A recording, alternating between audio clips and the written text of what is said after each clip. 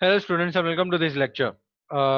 हमने the thief story last time पढ़ा था। जो सप्लीमेंट्री रीडर का चैप्टर नंबर 2 है, द थीफ स्टोरी हमने डिस्कस कर लिया था और एक्सप्लेनेशन हो गया था। तो लेकिन छोटे मोटे क्वेश्चन आंसर्स और जो भी नीचे क्वेश्चन आंसर्स दिए हैं उसके बारे में हमने बात करना रह गया। तो आज ये लेक्चर के अंदर हम उसकी बात करते हैं। तो read and find out what does I refer to in this story. भाई आई इसमें क्या बोला गया है? तो आई इसमें बोला गया है थीफ को, है ना। I here refers to the thief. I in this story refers to the thief. तो ये आपको लिखना है। What is he a fairly successful hand at? तो यहाँ पे आपका आंसर जो है वो आएगा। आपके अभी स्क्रीन पे मैं आंसर लेके आता हूँ। नंबर 2 का आंसर आ जाएगा। He was a fairly successful hand at stealing and robbing people. He was a fairly successful hand at stealing and robbing people. Number 3 का आंसर भी देख लेते हैं हम। What does he get from Anil in return for his work? तो अनिल से उसको क्या मिला है? देखते हैं हम। आपके स्क्रीन पे अभी आंसर मैं रख देता हूँ। थोड़ा सा बड़ा आंसर है, इसलिए आपके स्क्रीन पे थोड़ा कट हो जाएगा, मुझे ऐसा लगता है। तो मुझे आपके स्क्रीन के ऊपर सब रब करना पड़ेगा।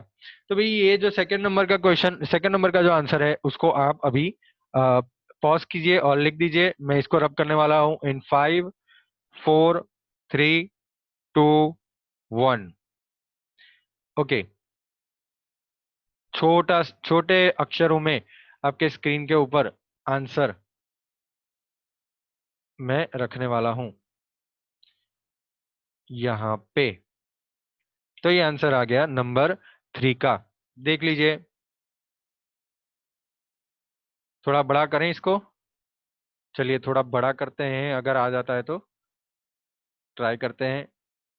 पॉज कीजिए यहाँ पे और स्क्रीनशॉट खींच लीजिए, या तो फिर लिख दीजिए। थर्ड का आंसर है ये।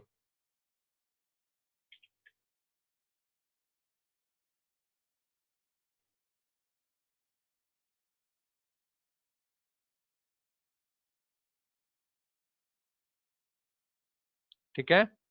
When Hari asked Anil if he could work for him, Anil said that he could not pay him. जब हरी ने पूछा अनिल को कि भाई क्या उसके साथ उसके लिए काम कर सकता है वो, तो अनिल ने बोला कि he could not pay him. Finally the agreement was that if he would cook then Anil would feed him. तो अग्रीमेंट क्या हुआ था? अगर वो पका पाएगा खाना तो वो खिला पाएगा। अनिल ने बोला कि भाई ठीक है, मैं आपको खिलाऊंगा। However Anil soon found out that he did not know how to cook. फिर अनिल को पता चला कि वो खाना बनाना वो जानता नहीं है। Therefore he taught him how to cook and later how to write his name. उसके बाद उसको सिखाया कि भाई कैसे उसका नाम लिखना है। He promised he would teach him how to write whole sentences and how to add numbers. तो उसने प्रॉमिस भी किया कि भाई मैं आपको पूरा पूरा सेंटेंस लिखना भी सिखाऊंगा और नंबर्स को ऐड करना भी सिखाऊंगा। Apart from this, when Hari went out to buy the day's supplies he would make a profit of a rupee a day. तो एक दिन में 1 रुपए का प्रॉफिट बनाने वाला था वो। तो ये है आपका आंसर।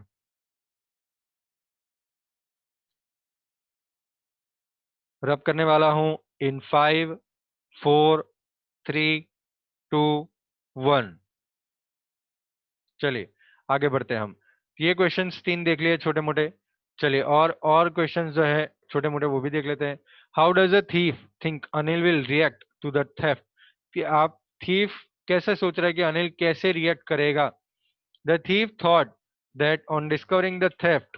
आपके स्क्रीन पे अभी मैं आंसर रख रहा हूं। ये क्या आपके स्क्रीन पे आंसर? ये है नंबर 4 का आंसर। फोर्थ क्वेश्चन है आपका, how does a thief think Anil will react to the theft. The thief thought that on discovering the theft Anil's face would show a touch of sadness. The sadness would not be for the loss of money but for the loss of trust. तो ये answer है आपका question number 4 का।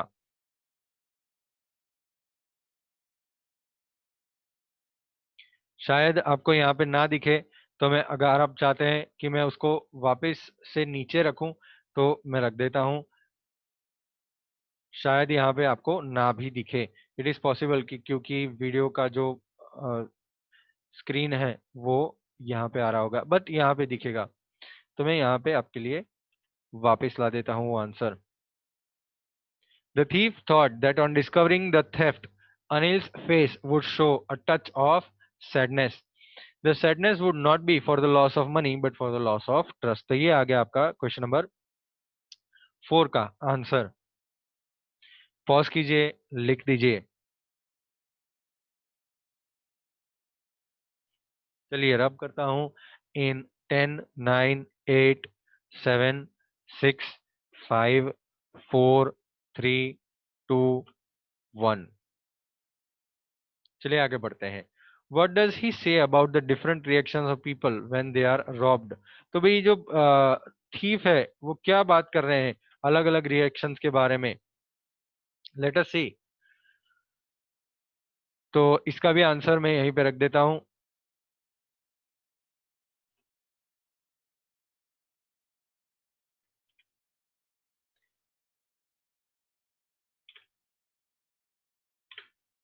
इन his short career, ये है आपका question number 5।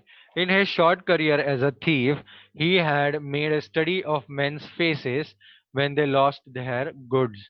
तो उसके जो छोटा सा करियर है एज अ थीफ, उसके अंदर उसने मैन के फेसेस को पढ़ना सीख लिया है कि जो अपनी चीजें खो देते हैं वो कैसा रिएक्ट करते हैं।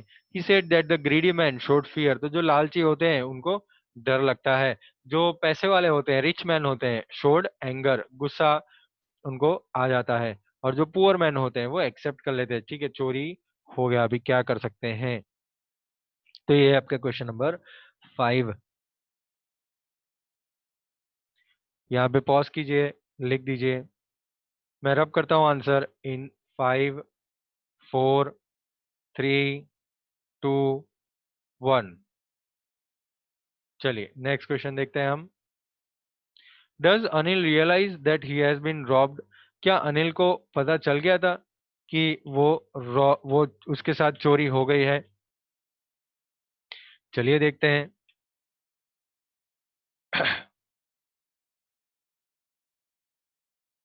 तो भाई इसका आंसर आ गया आपके स्क्रीन के ऊपर, ये रहा।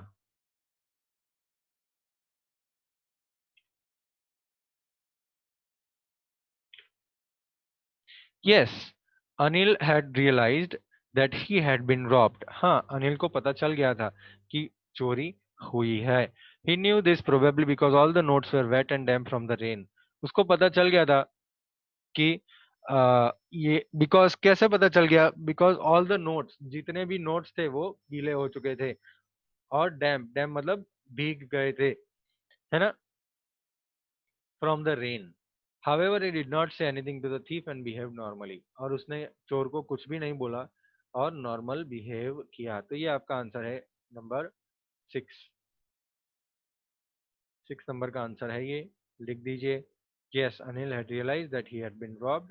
He knew this probably because all the notes were wet and damp from the rain. However, did not say anything to the thief and behaved normally. तो ये है आपका आंसर नंबर 6। मैं अब करता हूँ इन 5, 4, 3, 2, 1। चलिए बढ़ते हैं आगे। अब आ जाते हैं बड़े क्वेश्चन आंसर्स पे।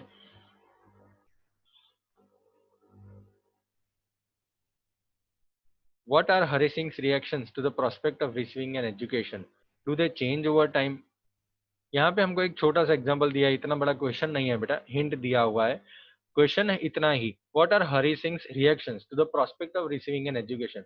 तो एजुकेशन रिसीव करने के लिए वो क्या सोचता था, हरी सिंह क्या रिएक्ट किया था, क्या उसका रिएक्शन चेंज हो जाता है? What makes him return to Anil? Anil के पास वापस आने के लिए क्या रीजन है, क्या ऐसा क्या हो गया कि अनिल के पास वापस आना था उसको, है ना। हम वापस आते हैं क्वेश्चन आंसर्स पे। अभी आपका आंसर आपके स्क्रीन पे आएगा, यहाँ पे मैं आपको आंसर लिख देता हूँ। ये आ गया आपका आंसर आपके स्क्रीन के ऊपर।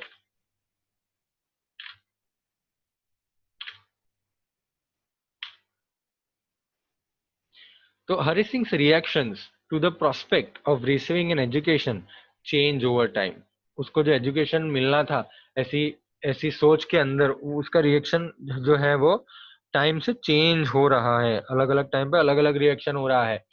When he started living with Anil, he wanted to be literate. जो अनिल के साथ जब उसने रहना शुरू किया तो वो कैसा बनना चाहता था? पढ़ा हुआ आदमी बनना चाहता था, लिटरेट बनना चाहता था, so that he could become a more cunning cheat. तो उसको और भी ज्यादा बड़ा चोर बनना था, इसीलिए। Later on their is a change in his heart. तो बाद में उसके दिल के अंदर चेंज आ गया। He wants to earn respect in life. वो जिंदगी के अंदर रिस्पेक्ट कमाना चाहता था। Probably he is influenced by the calm in Anil's life. Anil की जिंदगी कैसे शांति थी, कैसे शांति से बीत रही थी, उससे वो इन्फ्लुएंस हो गया था। Although both of them dependent on irregular sources of income. दोनों एक इरेगुलर सोर्सेस ऑफ इनकम पे डिपेंडेंट थे ना, एक प्रॉपर रेगुलर इनकम नहीं थी उनकी। Anil seems to be more satisfied. Anil बहुत ही सेटिस्फाइड दिख रहा था। Hari Singh develops a desire to be part of the civilised society. तो हरि सिंह जो था वो ऐसा चाहता था कि भाई एक प्रॉपर एक अच्छे सोसाइटी के अंदर अच्छे लोगों के बीच में उसका एक पार्ट मुझे बनना है, ऐसा वो चाहता था। तो एक इच्छा उसके अंदर ये डेवलप हो गई। Hari Singh develop the desire to be part of the civilised society. तो ये आंसर लिख दीजिए बेटा। ये थिंकिंग अबाउट द टेक्स्ट का फर्स्ट आंसर है। I will clear the answer in 5 4 3 2 1।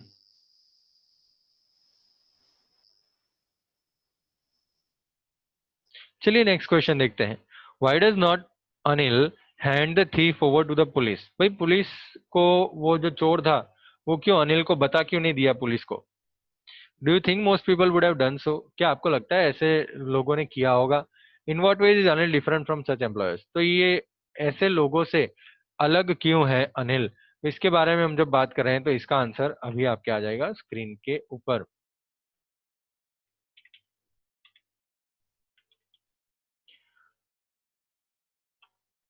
चलिए आंसर यहाँ पे हम रख देते हैं ताकि आप लिख सकें।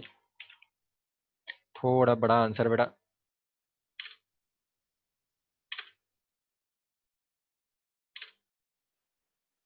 तो ये है आपका answer.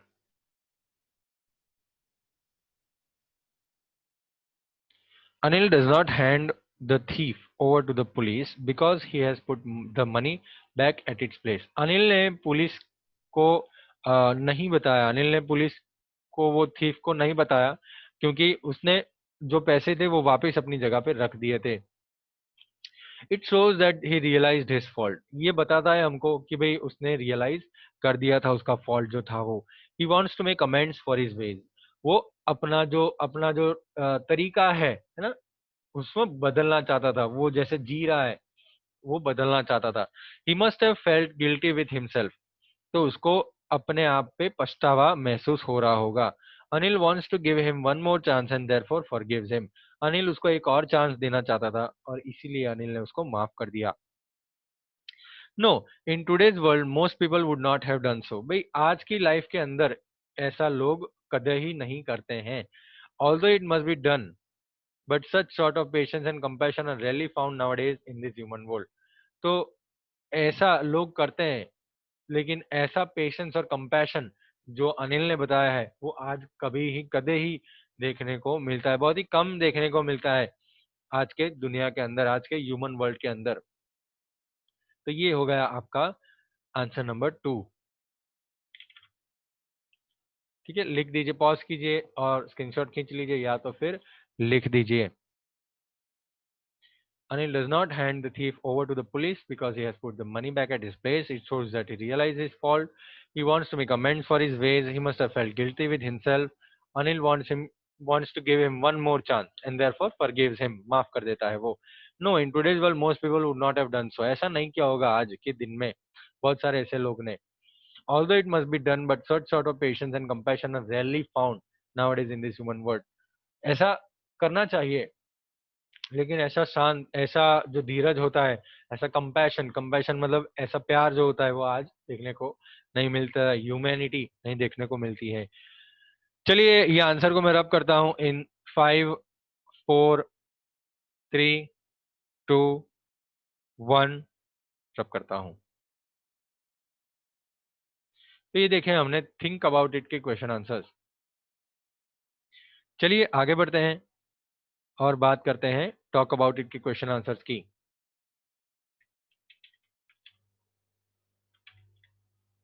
Do you think people like Anil and Hari Singh are found only in fiction or are there such people in real life?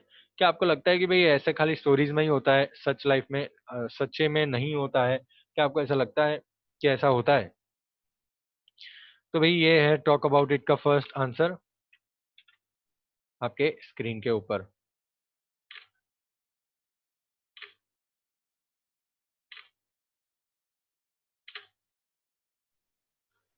No, I don't think that people like Anil and Hari Singh are found only in fiction. खाली stories के अंदर मुझे नहीं लगता है कि अनिल और हनी सिंह पाए जाते हैं। There are such people in real life too, सही लाइफ में भी ऐसे लोग होते हैं। Although such people are rare in today's society, ऐसे लोग बहुत ही कम देखने को मिलते हैं। If one is caught stealing, अगर चोरी करते हुए कोई पकड़ लेता है, people will first beat him severely, तो उसको बहुत ही मारेंगे पहले तो। Then he will be handed over to the police, तो वो पुलिस को दे दिए जाएंगे ऐसे चोर। It should be realise that a human being is bound to commit error. भाई ये रियलाइज करना बहुत ही जरूरी है कि ह्यूमन बीइंग जो होता है, इंसान जो होता है, वो कभी ना कभी गलती तो करेगा। One chance for reforming one self must be given, एक चांस तो उनको देना चाहिए चेंज करने के लिए अपने आप को। This is the only way to bring anyone to the right path, तो यही एक सही रास्ता है वही उसको बंदे को सही रास्ते पे लाने के लिए। Punishing severely is not the only solution, strictness can make them absolute criminal. भाई खाली पनिश करना ही एक सॉल्यूशन नहीं होता है। जो स्ट्रिक्ट बिहेवियर, बोल्ड बिहेवियर उनके साथ किया जाता है, वो उनको एब्सोल्यूट क्रिमिनल बना देगा, उसको पूरी जिंदगी के लिए क्रिमिनल बना देगा। तो ये लिख लीजिए आप आंसर।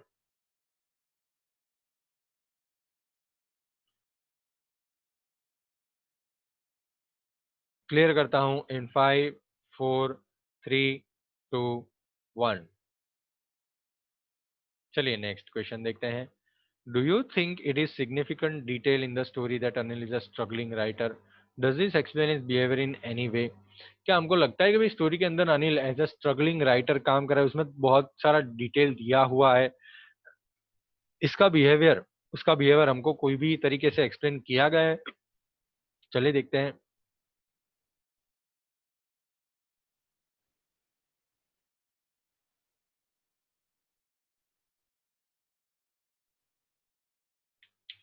आपके स्क्रीन के ऊपर क्वेश्चन आंसर्स का जो आंसर है वो मैं यहाँ पे लिख देता हूँ, ठीक है? थोड़ी छोटी सी जगह यहाँ पे नीचे है, तो नंबर 2 का आंसर डू यू थिंक वाला यहाँ पे नीचे मैं लिख देता हूँ।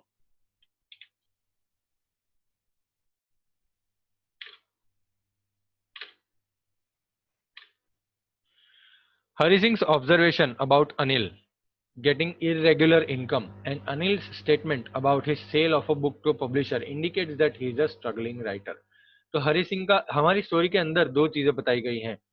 हरी सिंह का जो ऑब्जर्वेशन है वो बताया गया कि भाई अनिल इरेगुलर इनकम कमाता है, और अनिल का जो स्टेटमेंट है, जो इसने बुक बेच दी थी एक पब्लिशर को, तो ये जो स्टेटमेंट्स हैं हमको बताते हैं कि भाई वो स्ट्रगलिंग राइटर है। He lives life according to the flow of money he gets at a given time, वो अपनी जो जिंदगी है वो जैसे जैसे पैसे आते हैं वैसे वैसे वो जीता है। When he gets the money he enjoys eating out with his friends, जब उसके पास पैसे आते हैं तो वो बढ़िया सा एंजॉय करता है अपने फ्रेंड्स के साथ, बाहर खाना खाने जाता है और एंजॉय करता है। When he is having less money, then he even doesn't accept paying salary to doesn't okay he even doesn't accept paying salary to Hari Singh, तो वो एक्सेप्ट नहीं करता है, वो सैलरी नहीं देता है जब उसके पास बहुत ही कम पैसे होते हैं। तो सैलरी को हरी सिंह को भी सैलरी नहीं देता है। तो ये चीज हमको बताती है कि वो एक स्ट्रगलिंग राइटर है। ठीक है, पॉज कीजिए और लिख दीजिए आंसर। मैं क्लियर करता हूँ ये आंसर इन 10, 9, 8, 7, 6, 5, 4, 3, 2, 1। क्लियर। चलिए नेक्स्ट क्वेश्चन देखते हैं। Have you met anyone like Hari Singh? भाई ये आपको खुद लिखना है। Have you met anyone like Hari Singh? Hari Singh जैसे बंदे को आप कभी मिले हो?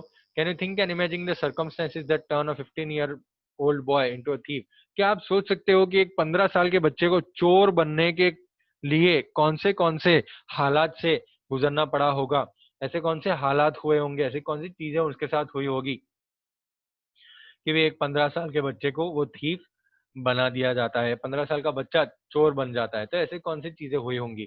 शायद उसके मम्मी पापा नहीं होंगे, शायद उसको खाने पीने के लिए पैसे नहीं होंगे उसके पास, उसको पढ़ना लिखना तो नहीं आता होगा। तो ऐसे हरि सिंह जैसे बंदे को क्या आप अभी कभी मिले हो? क्वेश्चन नंबर 4 देखिए, where is the story set? ये स्टोरी कहाँ पे है? विच लैंग्वेज और languages are spoken in this places?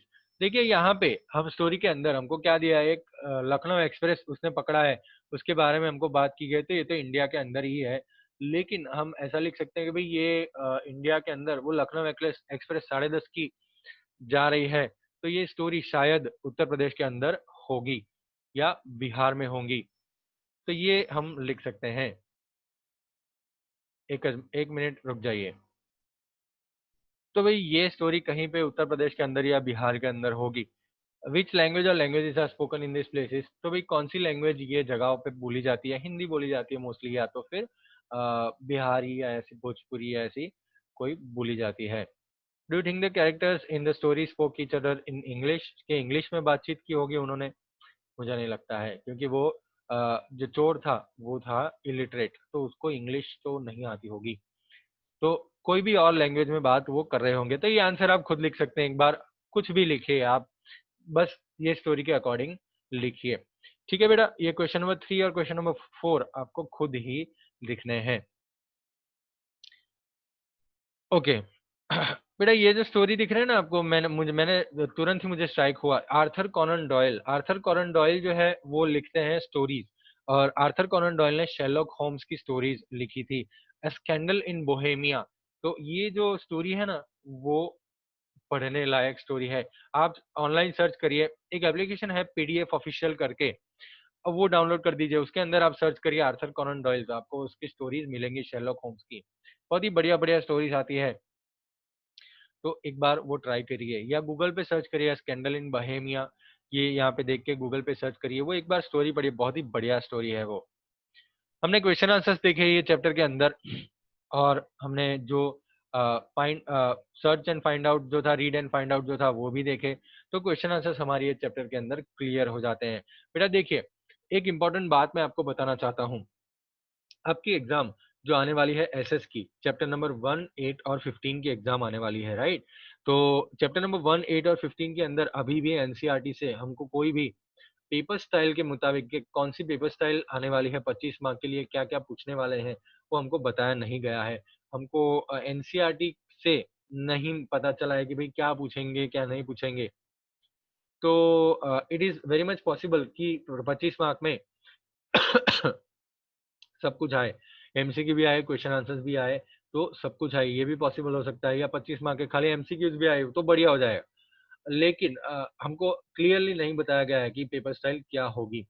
तो ये डाउट एक है जो आपको मैं बता देना चाहता हूँ कि भाई अभी भी डाउट एनसीईआरटी गवर्नमेंट के पास से हमको कोई भी चीज नहीं बताई गई है कि वो जो एसएस की क्वेश्चन आंसर, सॉरी एसएस की जो टेस्ट आने वाली है उसमें क्या पूछने वाले हैं, कि भाई खाली एमसीक्यूज है या तो फिर अ, क्वेश्चन आंसर्स भी आने वाले हैं। तो ये थोड़ा एक डाउट है। लेकिन 25 मार्क की टेस्ट है, 1 घंटे का आपको समय दिया गया है, तो प्रोबेबली क्वेश्चन आंसर्स तो होंगे, मुझे लगता है कि शायद क्वेश्चन आंसर्स उसके अंदर होंगे। तो बेटा मैं आपको यही बताना चाहता हूँ कि चैप्टर नंबर 1, चैप्टर नंबर 8 और चैप्टर नंबर 15, ये तीनों चैप्टर्स के क्वेश्चन आंसर्स कंफर्म कर देना बेटा। ये तीनों चैप्टर्स के क्वेश्चन आंसर्स आपके यहाँ पे मैं पोस्ट कर ही रहा हूँ एक एक करके। हमने चैप्टर नंबर 8 और चैप्टर नंबर 1 तो शायद देख ही लिए हैं एसएस के क्वेश्चन आंसर्स, और पीडीएफ भी आपको मैंने सेंड कर दी है। तो चैप्टर नंबर 15 ही खाली बाकी है। तो भाई क्वेश्चन आंसर लर्न करना शुरू कर दीजिएगा, एमसीक्यूज, ट्रू और फॉल्स और ये सब चीजें भी लर्न करना शुरू कर दीजिएगा। देखो बेटा मैं 100% आपको गारंटी देता हूँ कि एसएस की टेक्स्ट बुक में से जो आएगा वही आएगा, एसएस की टेक्स्ट बुक में जो है वही आएगा, उसके बाहर कुछ नहीं पूछा जाएगा। तो आप बिल्कुल भी टेंशन मत लीजिए, उसके बाहर से कुछ नहीं आएगा, टेक्स्ट बुक में से ही आएगा। तो it is very much possible कि अब आप शुरू कर दें। ऐसे कर चैप्टर नंबर 1, चैप्टर नंबर 8 और चैप्टर नंबर 15 लर्न करना। टेक्स्ट बुक एक बार पढ़ना शुरू कर दें। जो भी क्वेश्चन आंसर्स मैंने पोस्ट किए एक बार लर्न करना शुरू कर दें। टाइम टेबल बनाएं।